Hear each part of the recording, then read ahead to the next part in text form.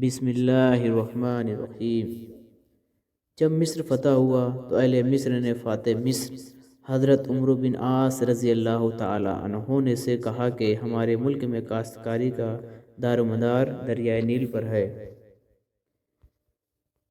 مصر میں زمانۂ جاہلیت سے یہ دستور چلا رہا تھا کہ جب بھی دریائے نیل ٹھہر جاتا یعنی خشک ہو جاتا تو ایک حسین اور خوبصورت لڑکی کو قتل کر کے دریا کے حوالے کر دیا جاتا تھا۔ تو ایسا دریائے نیل پھر حسب معمول چل پڑتا تھا۔ حضرت عمر رضی اللہ تعالیٰ عنہ کے دور خلافت میں جب مصر فتح ہوا اور حضرت عمرو بن عاص رضی اللہ تعالیٰ عنہ وہاں کے گورنر مقرر ہوئے تو اس وقت بھی حسب معمول دریا کی روانگی ختم ہو گئی اور وہ ٹھہر گیا۔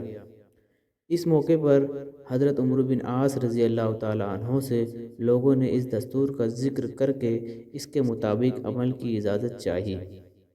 حضرت عمرو بن عاص رضی اللہ تعالیٰ عنہ نے فرمایا، یہ جاہلیت کی رسم ہے، ہم ایسا نہیں کریں گے۔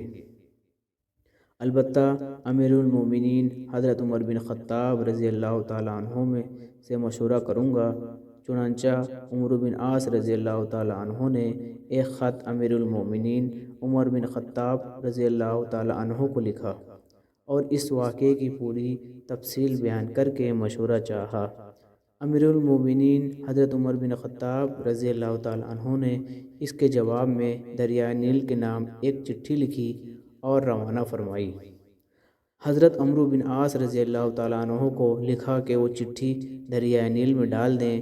اس چٹھی کا مضمون یہ تھا، یہ اللہ کے بندے عمر کی طرف سے دریائے نیل کے نام، اگر تو اے دریائے نیل اپنے رب کی طرف سے جاری ہوتا ہے تو مت جاری ہو، اور اگر اللہ تعالیٰ وحدہ لا شریک نے تجھ کو جاری کیا ہے تو ہم اسی سے سوال کرتے ہیں وہ تجھ کو جاری کر دے۔